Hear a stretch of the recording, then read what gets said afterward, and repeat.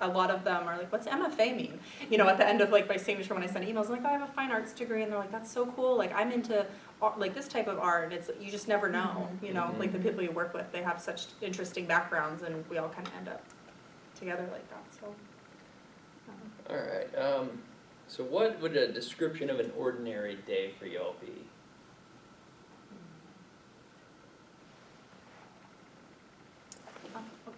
No, you go ahead. Oh. So with my role, you know, at Florida Blue, usually what I'll do is, you know, we work off of like an agile framework, so we have lots of, you know, stand-up meetings where we check in, see if we have any, you know, any roadblocks or anything that we need help with, and then kind of after that, a lot of my day just revolves around, you know, who needs what. So we have, you know, communications, if it's something from the CIO or one of our VPs, I, you know, write those. They might send me talking points, and I have to formulate, you know, some information, like, you know, something that's directed to all of our employees on that. I might get a request from a team about a new, you know, function that's going on, or a Google Chrome update what everybody needs to install. You know, it's a very wide range. So, you know, lots of prioritization, things like that. You know, with my job in communications there, I do get a lot of exposure to lots of different teams, because there's always something that needs communicating, always somebody that needs like help. And I even get people that just reach out for like just common, like, can you read over this email real quick, make sure it sounds good, which I love. You know, it makes me really feel valued, and like people, you know, think I'm doing a good job.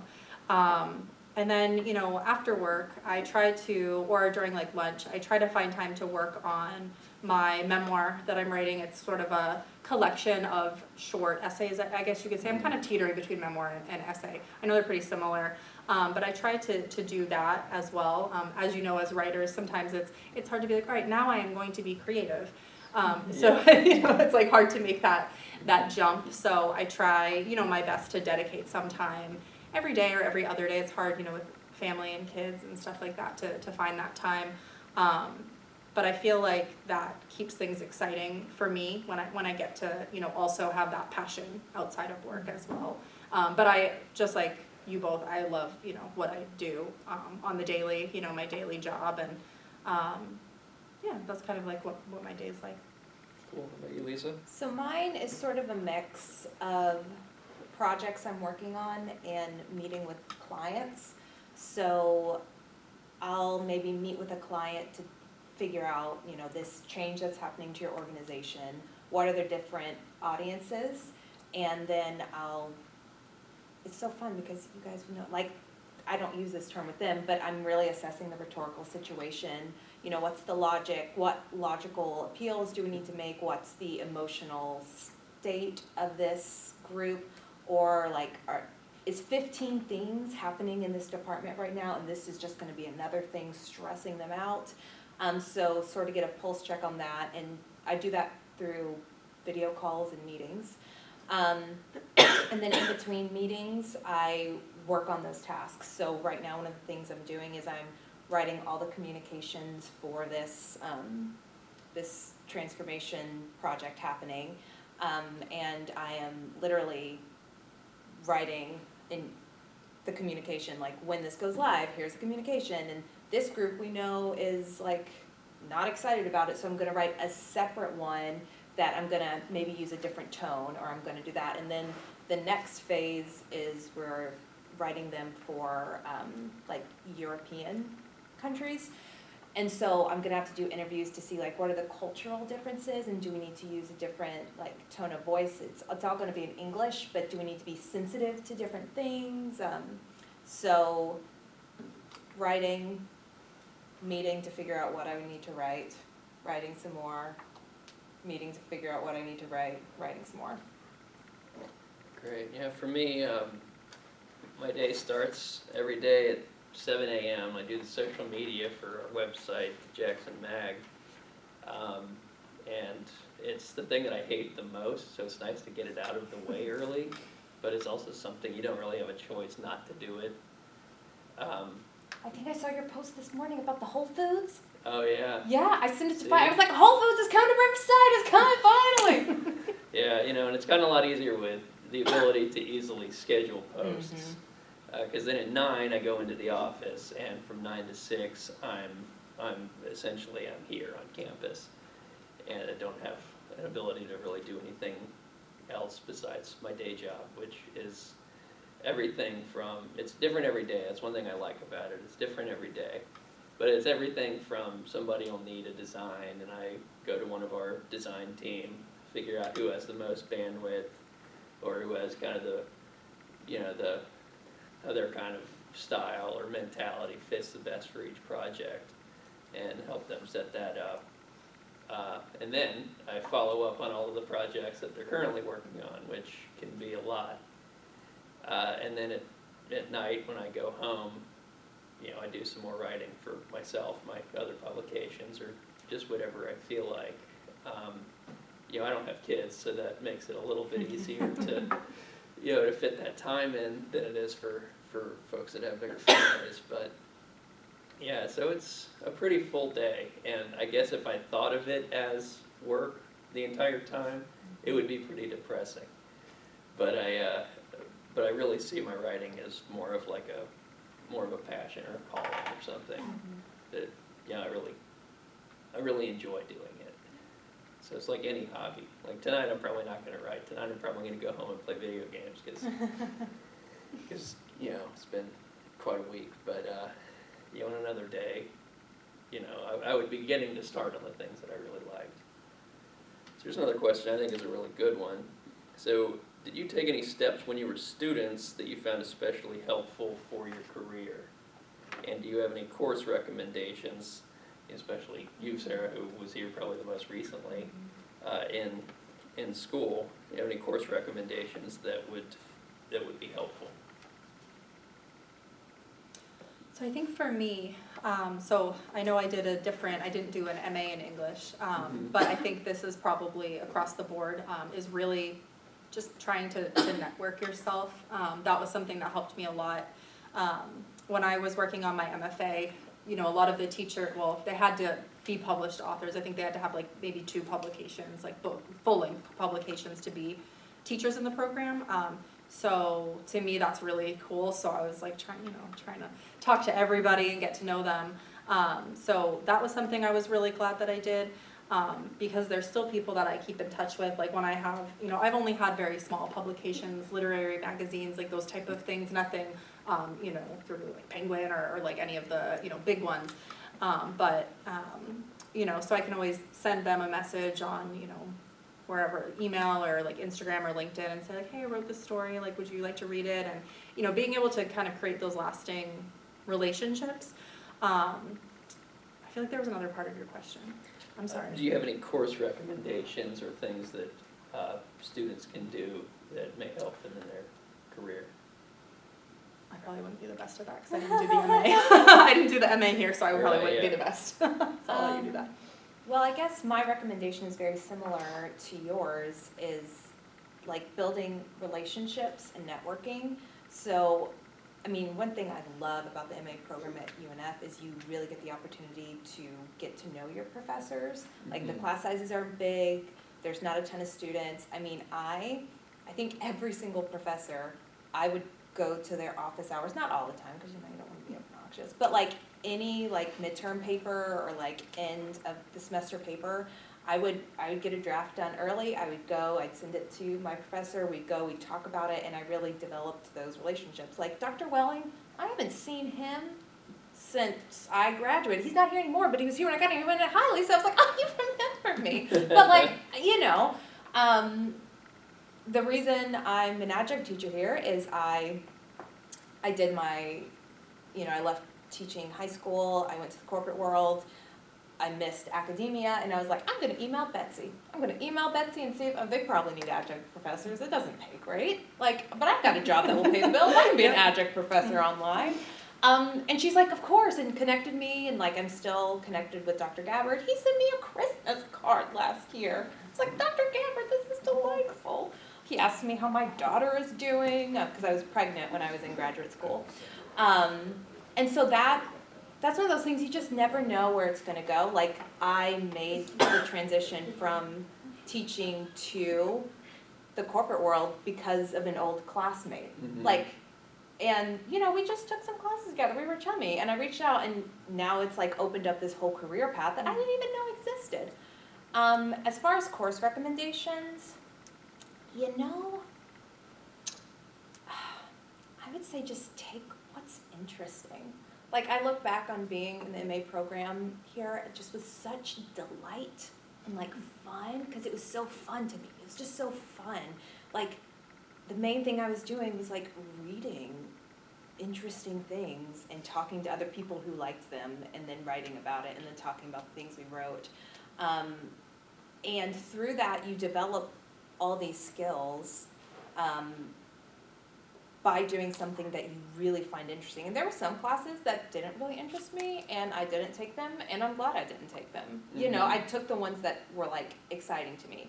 I think everyone's required in the MA program to take the literary criticism, like basic course, but I think about this all the time. I think if I can read Derrida and make sense of what the hell Jacques Derrida is talking about, I can read and understand anything. Like, I can understand anything if I can understand that godforsaken man.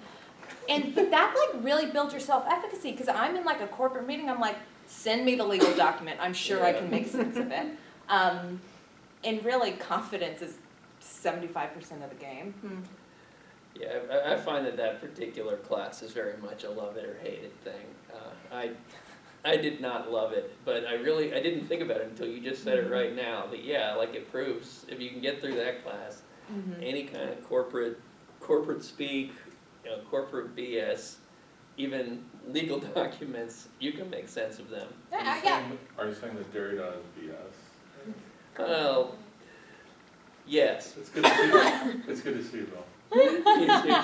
No, I'm not saying Derrida's BS. I'm saying that all the other things, you can get through it, because a lot of it is written in the same way. It's written in it's got its own kind of vocabulary that you have to be, ingrained to know. And you have to use context clues and put together, and then you have to take a step back and be like, yeah. what are you actually saying And here? And then you go back and you reread, and then you're like, okay, all reading is rereading, and so then I'm still reading, and I'm like, okay, I can figure it out. Yeah, and it's referencing to other things that previous people have written about.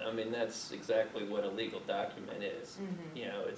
It's one of those things that I think is written to be scary, so that lawyers have something they can kind of hold up over lay folks. But you really can make sense of it. Like, it really does have a grammar to it and a language. And sometimes the clarity is not the goal. Obscurity is Yeah. the goal. It's true, yeah. Right. Exactly. And I think that's, because I teach Prof Com in the lower division, but then theory of comp in the grad program. And the idea that you have these rules and foundations that you hold on to, they can become a trained incapacity, right? They can, and I think, just hearing you talk, Lisa, about context of the situation, the research says that if you rely on those rules, then you're not going to be an effective writer, because you have to think that the context is continually changing. So, sorry, That's a great point. No, not at all. Thank you for your input. And I got 2 questions for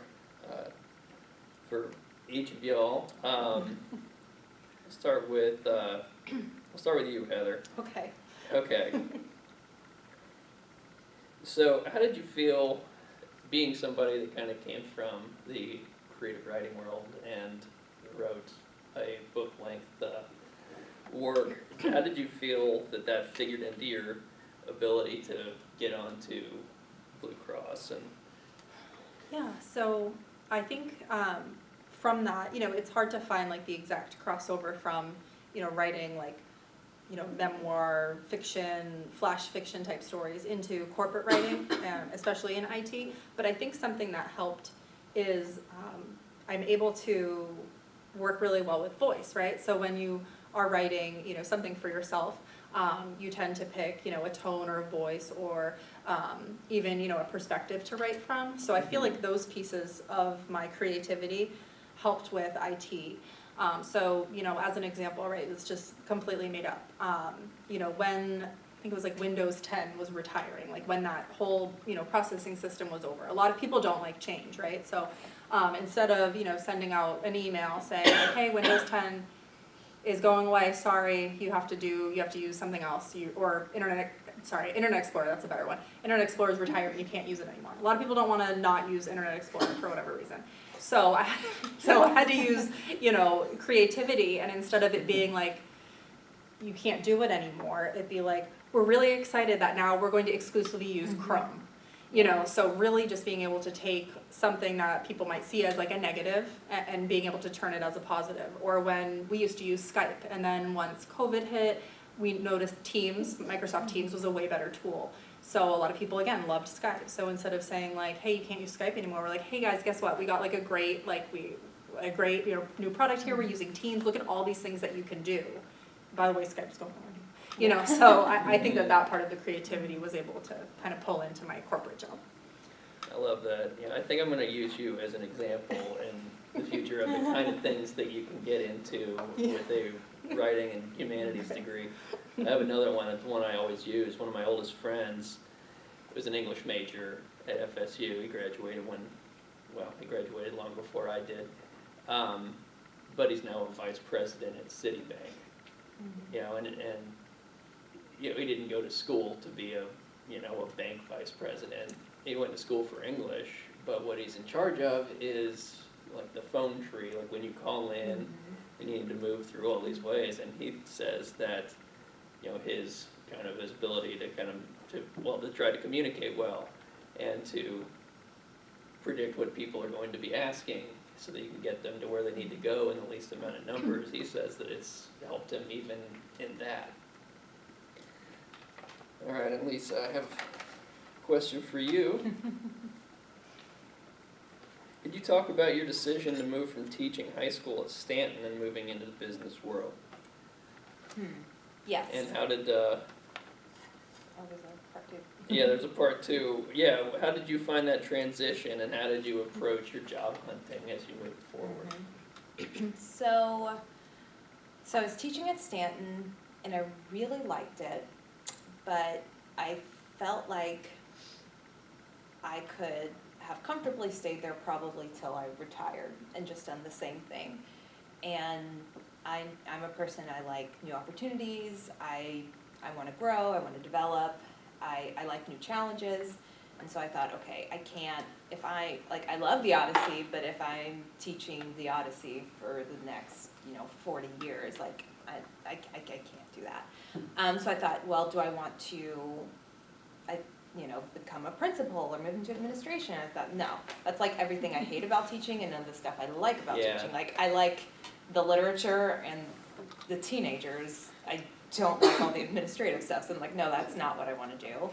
I thought about maybe going back to get a PhD and try to go and become a tenure track professor, but that just, with my life circumstances, just didn't seem like really the best choice, just for a lot of practical reasons. And so I thought, well, I could try to do something corporate with my writing skills. I can always go back to teaching. That was my thought. They will always need high school English teachers forever. Let me just see if I can find something else. And then I think I already kind of mentioned this. My approach was, I applied for a lot of jobs, but I didn't hear back from them. But in tandem with that, I reached out to everyone I knew and said, hey, anyone I knew who I thought had some sense of the skills that I had. And it was, a former classmate from UNF that ended up getting me a foot in the door. And then how did I feel transitioning? I felt very intimidated at first. Yeah, you mentioned before about having a little imposter syndrome. Oh, it definitely is. I still have imposter syndrome. I'm like, and then I write an email and I'm like, oh no, I know what I'm doing a little bit. And then the imposter syndrome, it's like a seesaw. I felt very intimidated, but once I got in there, I saw the value I could bring, and then that just becomes a mental game you play with yourself of reminding yourself that the skills you have, the value you bring, and that it's always a team effort. And so this other person who's like so good at this other thing, you're like, I don't know, like I could never do that.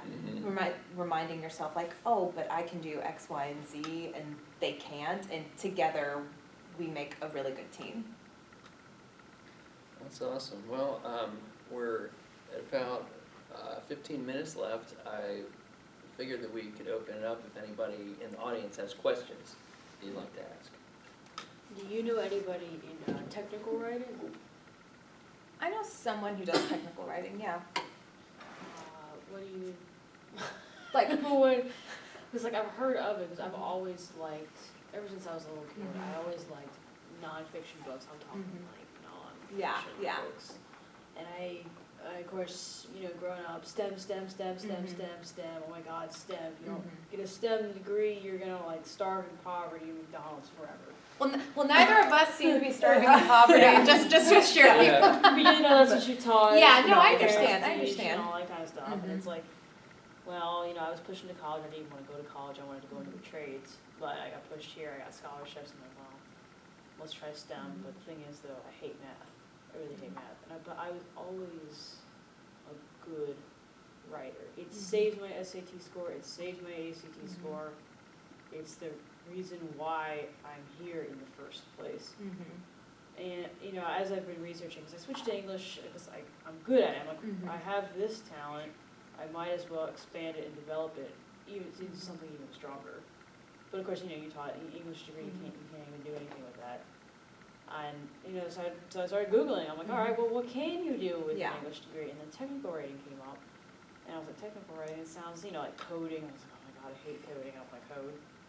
But, you know, there's like user manuals, like you buy a refrigerator, and it's like, don't stick your fingers in the compressor while active. It's like, I can do that, that's something, because I like parts of engineering, I like the cool products, I like to touch the buttons, I like to fix the product, but I don't like to design and blueprint the product. But I can write about the product just fine. But I was wondering how I could get my foot in the door there, because, you know, I never saw myself as a suit and tie type person, but I'd really like to, you know, explore that and get into that.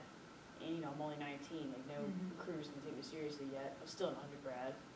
I have a year left of that to go, and then hopefully I'll get into the MA program here, just to grab it and go, because I'm not coming back to school after I'm done here. Well, my friend who's a technical writer, she writes manuals for different companies. She's worked for a couple different companies, and she has a master's degree in technical writing. Oh, geez.